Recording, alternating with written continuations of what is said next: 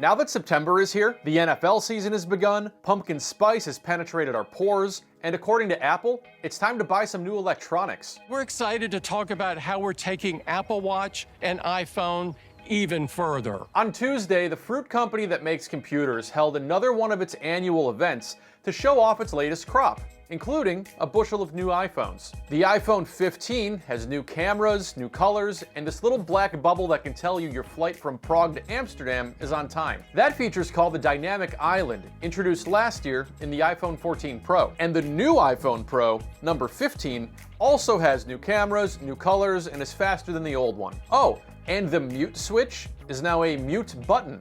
Wow. So with iPhone 15 Pro, we are reinventing the experience with a customizable action button.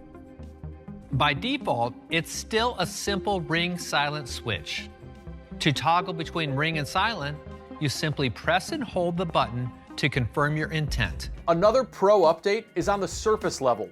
The outside case is now crafted from titanium, like a pair of scissors or a replacement hip. But one giant tweak to all of this year's iPhones is the phasing out of the Lightning connector. It's the port that's been used to charge everything from iPhones to keyboards to AirPods since the iPhone 5 in 2012. The year the Mayan calendar supposedly predicted the world was going to end, but as NASA points out, it did not. Instead, iPhones 15 and many of its accessories, like headphones without wires and headphones with wires, are now switching to an industry-standard cable. USB-C has become a universally accepted standard. So we're bringing USB-C to iPhone 15. It enables charging, transferring data, playing audio and video. Apple boasts that this new USB-C connector will let you charge your Mac or your iPad with the same cable you use for your iPhone. Bye-bye, cable clutter. But many have pointed out that this isn't necessarily a benevolent dictum from the great Apple in the sky. Clearing out your old junk drawer and ushering forward a new single charging cable utopia, as noted by this CNET reporter. Apple may have had its hand forced a little bit because of regulations from the European Union, which says any mobile device is going to need to be using a USB-C charger so that consumers could just have one charger for everything and there could be less environmental waste. Yeah. Last October, the European Union introduced a new law mandating that phones, tablets, digital cameras, mice, keyboards, game consoles, and other portable electronics will now require a single common USB-C charger. And as Europe goes, so does the nation. In April, California rolled out a similar mandate requiring USB-C charging by 2026. But zoom in on Europa, and there's one nation that's got a different issue right now with Le Pomme. That's French for Apple, according to Google. I don't speak French, but I do speak English. And in English, Apple is the word for Apple. Anyway, regulators in France have just ordered a halt to sales of the iPhone 12. No, they haven't flipped the number 15 upside down. They are indeed talking about the 3-year-old iPhone 12. The French National Frequency Agency, which I go to all the time, claims to have recently carried out radiation tests on nearly 150 cell phones. These lab tests are carried out in, well, a lab like this one in California, photographed in 2017. That's where dummy heads and liquid-filled molds representing your body, muscle, and brain are shot full of cell phone signals at full power for 6 minutes. Sorry, I can't talk right now. They're blasting me with radiation. France claims the radiation that the iPhone 12 gives off is slightly higher than EU standards. And while the country's digital minister admits these radiation levels are significantly lower than levels where scientific studies consider there may be consequences, the rule is the rule. Here's a guy named Pierre. When I buy a product on the market, it's supposed to be compliant with, levels of electromagnetic field, waves, something like that. And if I suppose that the regulatory level is sufficiently low level to not harm the health.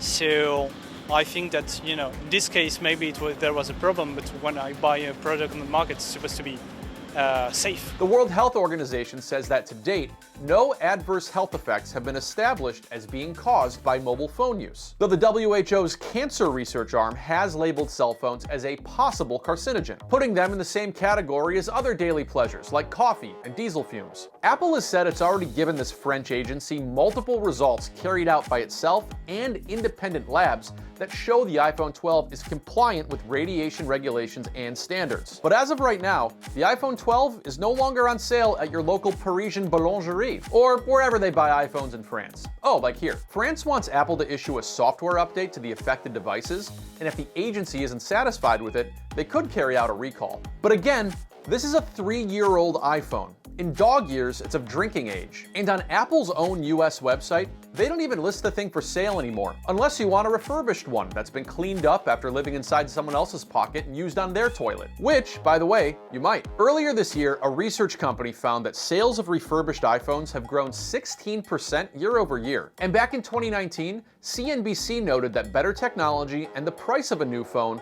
was causing people to hold on to aging phones that are good enough.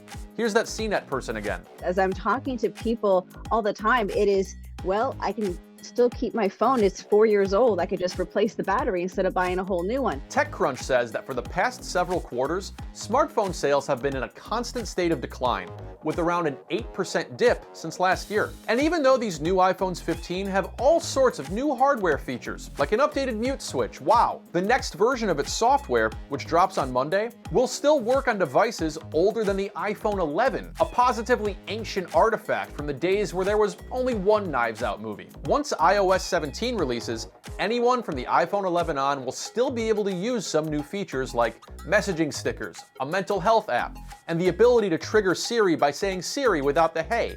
Meaning you no longer have to say, "Hey Siri," to get your voice assistant to struggle to turn off your lights. Now, Siri, I'm trying to tell people what this thing costs. I know. The iPhone 15 Pro will start at the same price as last year, $999. An iPhone 15 Pro Max featuring the new 5x telephoto camera will start at $1199 with 256 gigabytes of storage. The regular iPhone 15 is a bit cheaper at $800, but as noted by this tech analyst who was at the Apple event, only suckers pay retail. What I found interesting though, and they didn't elaborate as much, but when you go to each one of the carriers, you're basically going to get it at least at $1,000 off based on your program. And consumers need to really be aware of going to their Verizon's, AT&T's, T-Mobile's, and being able to turn in an old phone and get at least $1,000 up to maybe $1,200 discount, so that the new iPhone is going to be marginal in the context of a cost. There's also a new $800 watch, a new $450 watch band, a new $35 keychain, and the new iPhone Pro will take 3D videos for the upcoming new $3,500 thing they want you to put on your head. Steve Jobs once called the computer a bicycle for the mind. Wirecutter says the best bike for exercise and commuting costs $600.